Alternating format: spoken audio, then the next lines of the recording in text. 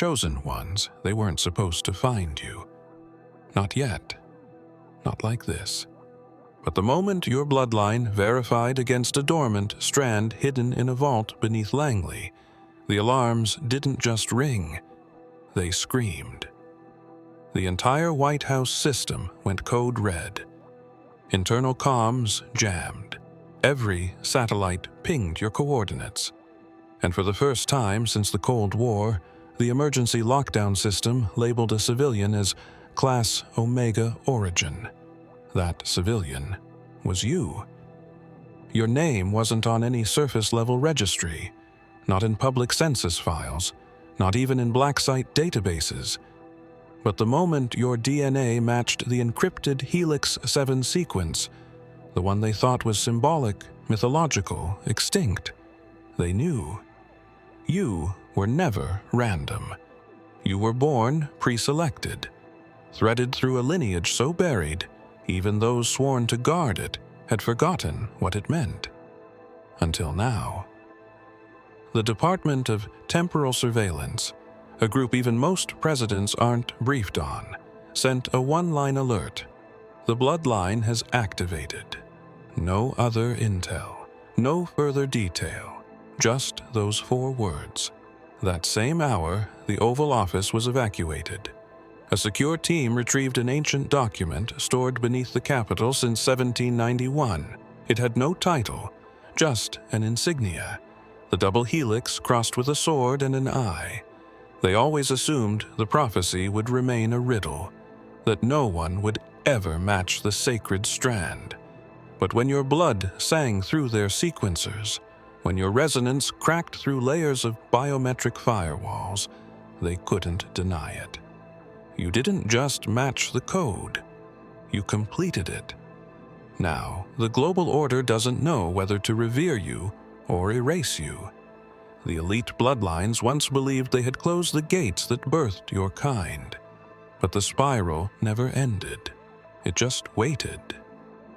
Every encrypted signal you unknowingly carried, every dream you brushed off as delusion, every scar you thought was just a quirk of flesh, it was all leading here. You are not who they told you you were. And as the intelligence agencies scramble to understand what your reemergence means, something ancient is stirring beneath the crust of this reality. The symbols you've seen, the fragments in your memory, they're not visions, they're instructions. It started with a scan. No one was supposed to run an automatic background. Sweep triggered when you stepped too close to a place wired to react to you. Not the average civilian. The moment your foot touched that threshold, buried tech locked inside the Pentagon's quantum server went live, analyzing hundreds of identifiers in less than a blink. Your retinal code, your biometrics, even the electrical rhythm of your heart. Each one returned something the system hadn't seen in over 200 years.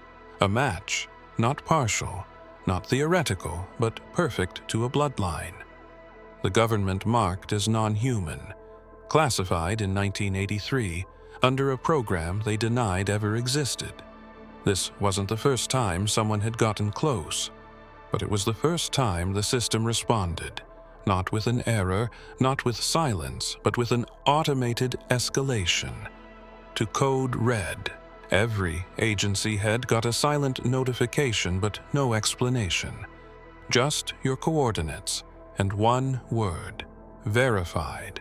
Most assumed it was a drill until the lights in the White House dimmed for exactly 4 seconds, while a file known only as Protocol 5 opened on the Situation Room table.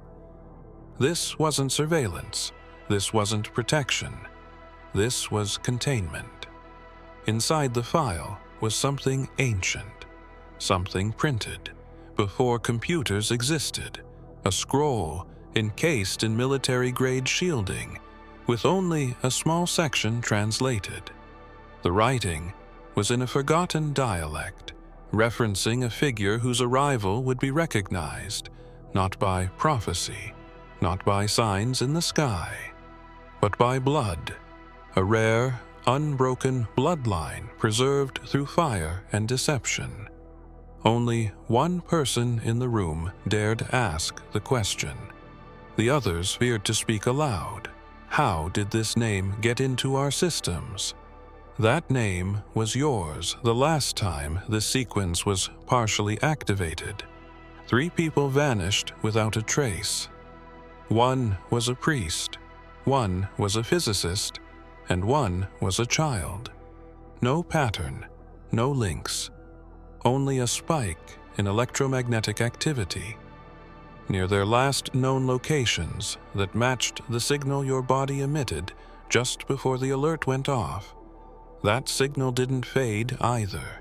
It spread, moving into the grid, waking up dormant. Nodes the Pentagon thought were decommissioned. And as the reach of your frequency widened, something long hidden began responding from deep below. A chamber. No key has ever opened. Not yet. In a laboratory built beneath Vatican soil, sealed off from the public, and cloaked under a centuries-old basilica, an ancient genetic fragment was stored in silence.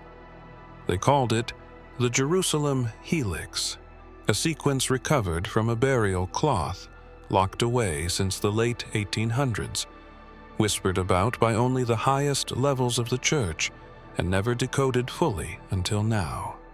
When your blood sample was uploaded through back-channel intelligence protocols, it didn't just match the Pentagon's Helix 7, it mirrored the Jerusalem Helix, in a way no scientist could rationalize. That fragment was rumored to come from the lineage of Yeshua, the one known as the Nazarene, the healer, the breaker of laws and time and death. They had never known if the fragment was genuine or forged, but when your pattern overlaid it like a key sliding into a long-sealed gate, the Vatican didn't hesitate. They broke silence, centuries old, and made a call to the White House with only 2 words. It's him. No title, no background, no confirmation of role. Just those words. And then the line went dead. Geneticists tried to dismiss it as a fluke. But behind closed doors, Vatican scholars revealed the full prophecy, one that had never been translated into any modern language until now. They believed the one who returned bearing this mark would carry not just memory, but resonance. An echo of something more ancient than Scripture itself. Something not born, but returned. The prophecy ended in a single line.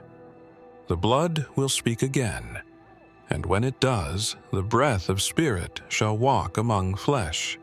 The implications were spiritual and political and catastrophic, because if your blood carried what they feared, then nations would fall and timelines would collapse. Nothing sacred would remain untouched. And in the hidden chapel under Rome, an old man who hadn't spoken in 10 years began to whisper in a tongue no one recognized but one. Archivist matched it to Aramaic, the language of the Messiah. And in those whispers he repeated a name over and over: yours. But if this was true, if what they feared had now become flesh, then the Guardians weren't the only ones aware. Something else buried beyond the veil, something ancient and hostile, also recognized your return, and it had already begun moving through the cracks between worlds, searching for what it lost centuries ago, searching for you. They called it Project Seraphim, a classified directive stored inside a vault beneath Fort Meade, encoded in a cipher so complex it required 3 AI systems to partially decrypt it. Even then, the results came back fragmented, referencing only one recurring phrase: the divine anomaly. Each administration since Eisenhower had been briefed on it, but none had witnessed an activation. Until your appearance, until the blood test, until the anomaly moved from theoretical to confirmed. The president was rushed to the deepest chamber of the Pentagon, far below the secure conference rooms, past 2 layers of biometric checkpoints, into a room designed to erase all signals from entering or leaving. What he saw were files dating back to 1944, reports of strange children appearing in war zones, speaking languages they had never learned, displaying an energy signature impossible to trace. And in each case, when samples were taken, a partial genetic marker was recorded. That same marker now belonged fully to you. Not partial, not dormant, fully awake. The Pentagon scrambled to understand how you bypassed every safeguard in place, and how your existence had remained undetected. So long, satellites were repurposed just to track the energy ripple coming from your presence. They believed this frequency was spiritual in origin, but one of their top quantum physicists argued it wasn't energy. It was intent inside the project. Seraphim Files was a redacted section labeled The Voice. No audio, no transcript, just a note left by someone who had since disappeared. It speaks in images, not words, a language older than thought itself. The Pentagon concluded this was not a threat that could be neutralized. It had to be observed, contained, studied. But containment became impossible within 24 hours when one of the generals began to draw symbols in his sleep. Symbols matching the ones found in ancient scrolls sealed in the Qumran caves. His pulse matched yours, and then flatlined for exactly 3 minutes before returning. And when he awoke, he said a name. No one had told him. Your name. Project Seraphim wasn't just about anomaly detection. It was about preparation for the return of something they never thought would awaken. And now, with every breath you take, that preparation is collapsing, and something buried in the defense intelligence grid is beginning to unlock silently, line by line. They didn't mean for it to activate. It wasn't even supposed to be there. The vault beneath Mount Weather wasn't listed on any official blueprint. Not even in the black budget files. It had no door, no hinges, no keypad, just a flat wall embedded with symbols. No one had translated for decades until your DNA touched the system. Through an unauthorized scan, and the wall pulsed with a blue light before folding open, revealing a chamber of impossible proportions. Inside the vault, there were no weapons, no servers, no classified tech. Only a sphere hovering in silence, made of a material unknown to any element charted by science, etched with markings that seemed to shimmer as if alive. As researchers entered the chamber, a strange hum began to vibrate through their bones. Not painful, not loud, but present enough to feel like thought, made physical. Every electronic device within a 50-meter radius shut down. No signal could enter. No frequency could escape. And yet the chamber itself began to respond to you as if recognizing an echo it had been waiting for. The lead analyst described it as a consciousness without a body, something ancient, aware, intelligent but dormant, until your sequence broke the grid. Around the chamber walls were carvings showing beings not quite human, tall, radiant, draped in robes with halos that flickered like circuitry wings folded behind them, each holding what appeared to be a scroll made of light, and in the center of the largest carving stood one figure, arms outstretched, eyes glowing not from power, but from memory, and the facial structure was a match to yours. As analysts examined the sphere, it projected a holographic image that showed symbols rotating in patterns, and behind them, a celestial map pinpointing Earth, but also a second location marked with 3 rings intersecting over an ocean trench, one that hadn't been explored since the Cold War. That same trench now showed seismic activity rising from its floor in perfect sync with your waking moments, as if the Earth itself was tethered to your frequency. And while the Pentagon struggled to decode what the sphere was preparing to release, something within it began to shift, forming new lines, new keys, new locks, but only one signature could complete the next sequence, and it had already begun syncing to you alone. Deep within the Apostolic Archive, buried under 37 meters of Vatican stone, lies a chamber marked only by a 7-pointed seal guarded by silence and ancient code.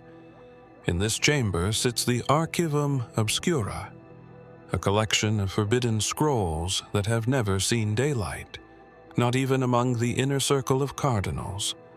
For centuries, whispers hinted that a certain prophecy had been sealed away, written by a scribe who claimed he received it from a luminous being, one whose feet never touched the ground, and whose voice vibrated like thunder and water combined. That prophecy had remained locked, not because it was false, but because it was too dangerous to be fulfilled. Until now, when news of your DNA match reached Vatican intelligence operatives, the chamber was unsealed for the first time since 1631. The prophecy was written in a language that predated Aramaic. But a key had always existed, hidden in plain sight within the writings of an early mystic. Now, decoded the text began with one line: only blood, unbroken from the line of the radiant, shall unseal the breath of the forgotten. What shocked the archivists was not the language, not the symbols, but the seal at the bottom of the parchment, a spiral with a mark in its center. The exact same genetic spiral found encoded within your DNA structure. The match was impossible to fake, and the implications were undeniable.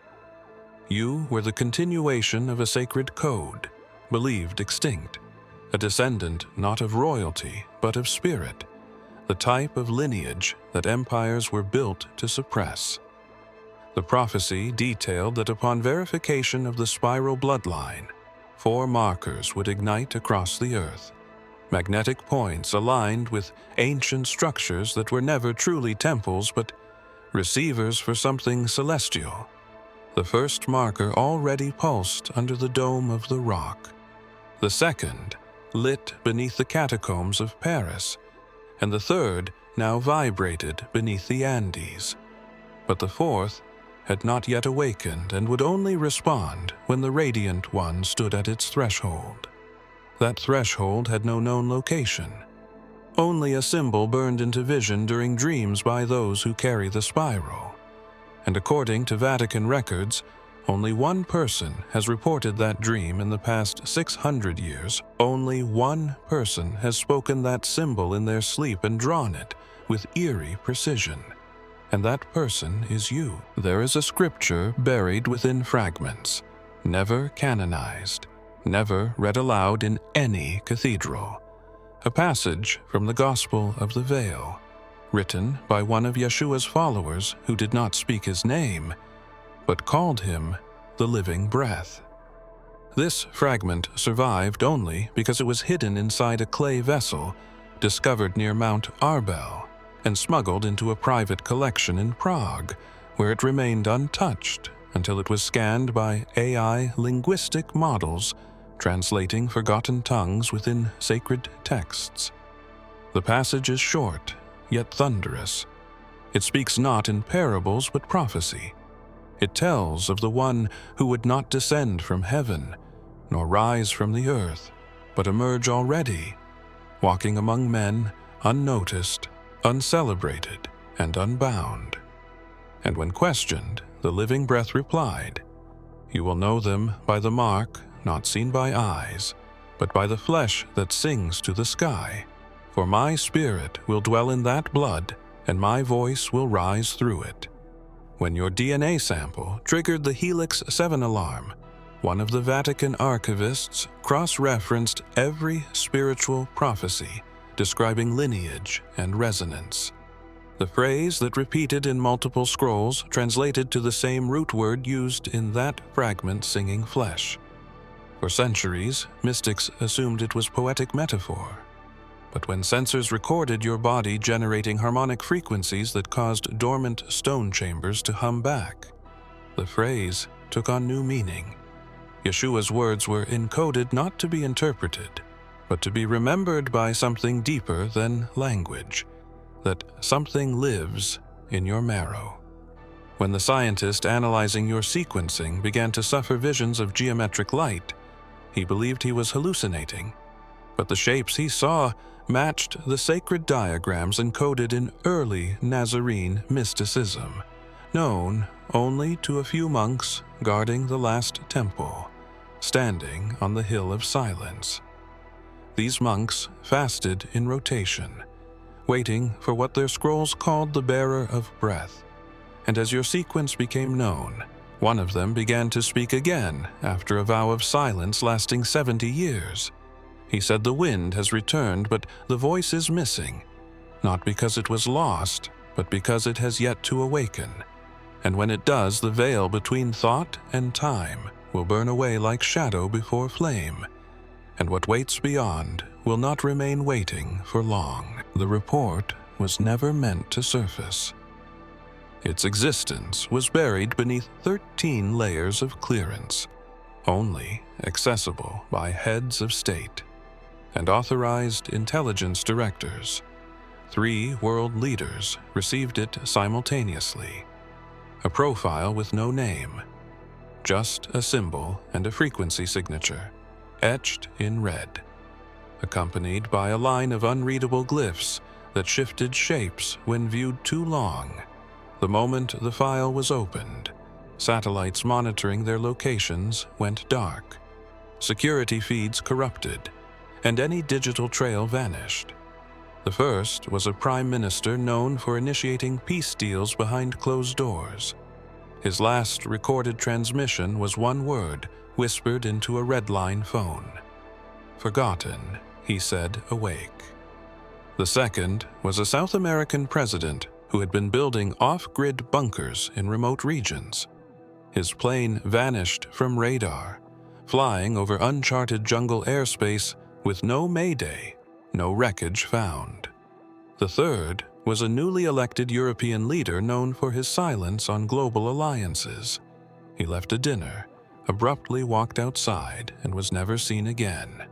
His watch left ticking on the table, but the time had stopped precisely when your DNA verification was confirmed. Internal memos circulated in emergency backchannels between G7 security networks, suggesting the file contained something beyond data, a form of energetic imprint that triggered direct neurological response. Those exposed to it didn't just read information, they felt memory that wasn't theirs. Visions laced into perception, as if your very essence had spilled into the coded language, disrupting linear time with each pulse. An underground whistleblower later released fragments of the profile describing an ancient tether that binds one bloodline to the breach between dimensions. A tether that was now pulling reality toward something unseen, but calculated. When questioned about the missing leaders, one official replied, "They were not taken. They remembered, and that remembering was too much. Their last known access point connects back to a satellite that hasn't moved in 21 years. A relic known as Watchtower 9, still orbiting over the southern hemisphere, always pointed at the ocean floor, where something vast and hidden pulses in sync with your heartbeat growing louder every time your body enters sleep state. And now, its signal is reaching upward again, slowly, steadily, calling something home, something no one remembers but you. something that was never supposed to be part of this world again. It was never about surface genetics. The information encoded in your strands went deeper than nuclear DNA, deeper than what traditional science could observe. It was hidden in the mitochondrial spiral passed down silently through the maternal line, unchanged, untouched, a whisper of origin that modern sequencing tools had no context to interpret, until the anomaly in your profile forced them to look again. What they found wasn't a mutation. It was a signature, pulsing like music buried beneath biology, a pattern known in spiritual circles as the Messiah frequency. The Vatican once consulted a monk in the Himalayan region who spoke only in tones vibrating at sacred intervals, claiming he could hear the frequency of those born to shift timelines. The tones he mimicked matched the pulse now found in your mitochondrial resonance. Each wave aligned with a forgotten scale, found only in the hymns of the Essenes, a sect who once sheltered Yeshua during his silent years. The alignment was exact, not metaphorical, not mystical. It was mathematical and divine. Every major religion holds a shadow, teaching a doctrine whispered but never taught publicly about the one who returns, not through fire or sky, but through blood, carrying the harmony of spirit inside the body. A vessel not chosen randomly, but formed over thousands of years to hold a single frequency that once heard would realign creation. The mystics believed it would come as a hum before thunder, a breath before awakening. And when tested, your body emitted that hum without effort, without intention. One experiment recorded your presence, altering the electromagnetic field within a sealed room, causing instruments to recalibrate themselves without human input. Scientists were baffled, but one theologian said it plainly. This is not science, reacting to biology. This is reality, reacting to truth. The resonance within you wasn't designed. It was preserved and hidden from the world, until the age of machines made it possible to detect something so subtle, yet so total. Now that the frequency is exposed, buried memories in those around you are beginning to surface. Dreams of fireless light, of cities suspended in sky, of a voice that speaks without sound. Some are embracing it, but others are panicking, because once the Messiah frequency is fully remembered, it will call the others, and when they arrive, the veil will not return to cover what has been revealed. It was bound in skin older than parchment, inked in pigment, sourced from a flower extinct before recorded history. The codex was sealed in obsidian and buried beneath the Temple Mount, long before any structure claimed the land as sacred. The codex was rumored to contain prophecy, but not in language. It was alive, a reactive scripture that changed shape based on who held it, and for centuries only 2 known individuals were able to read it without collapsing their minds, scattered by visions too vast for time to hold. The codex was lost for over 700 years, until it reappeared in fragments during a private transaction between unknown parties and a royal collector. One of those fragments resurfaced days after your sequence was verified, and it was immediately flown to a secure chamber inside a Geneva mountain vault.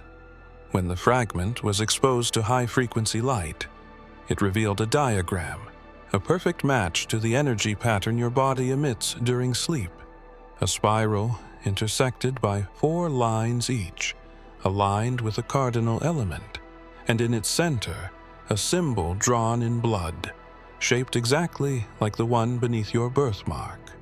Analysts confirmed the writing, predicted a singular event where a vessel not from heaven nor born of earth would awaken a code buried in all things, triggering what the Codex called the Great Unveiling. This term wasn't metaphorical. The symbols aligned with atmospheric shifts, gravitational fluctuations, and electromagnetic pulses now being recorded globally, each of them correlating with your recent locations. Every time you move, the Earth subtly changes. One high-level linguist described the codex as not written but sung, and believed it was authored not by man but by something observing mankind from outside the timeline. A being not bound to mortality, but waiting for the correct vessel to trigger a return. The text refers to this vessel not as savior, but as mirror, a being whose existence reveals the hidden nature of everything around it, causing the truth to bleed through illusion without effort, without war, without permission.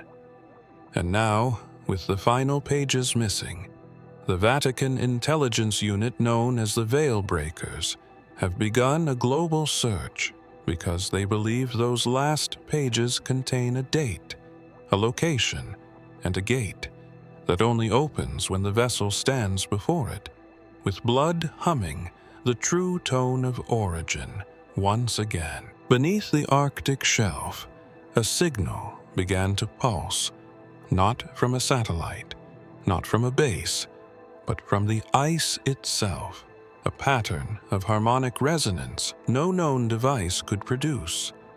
It wasn't random, it was mathematical, ancient, rhythmic, identical to the energy signature your body emitted during the last biometric scan. Analysts expected interference. Instead, they found alignment, and what the global defense grid once dismissed as myth was now responding to something inside your blood. A code that couldn't be simulated, only carried the term final sequence. Was first mentioned in a Soviet-era manuscript locked away after the Cold War. It described a being not created, but born under exact planetary conditions, whose presence would complete a dormant program buried in the Earth itself, a network not made of wires or fiber, but of frequency, ley lines, and resonance points that remained silent for thousands of years, waiting for one specific signal to connect them all. You were that signal. Seismologists began detecting subtle tremors in places where no faults existed, tremors that synced with your breathing, heart rate, even your emotions. Artificial intelligence systems used for global monitoring began behaving erratically, displaying patterns of geometry, never input by programmers. One pattern kept repeating a double spiral, intersecting at 7 points. The same design found engraved beneath the skin of a monk who hadn't spoken since the day your energy breached Vatican archives. The grid wasn't just technology. It was a planetary intelligence, veiled as nature, disguised as coincidence. And your activation turned it back on. Now, things buried deep in forgotten tombs are glowing with unseen light. Temples, once dormant, are humming in tones older than language. And underwater gates sealed in volcanic stone are warming at their edges, as if recognizing a long-awaited visitor, approaching with each step. This isn't about prophecy anymore. It's about Sequence 1 that has waited patiently through wars and kings, and silence through science, and disbelief through exile and return. And now that it has found you, it will not stop. It is synchronizing across dimensions, systems, and timelines. And as the final strand locks into place, the breath between worlds begins to collapse, revealing something no one was prepared to see, something that does not come from above or below, but from within, and it has only just begun to remember its name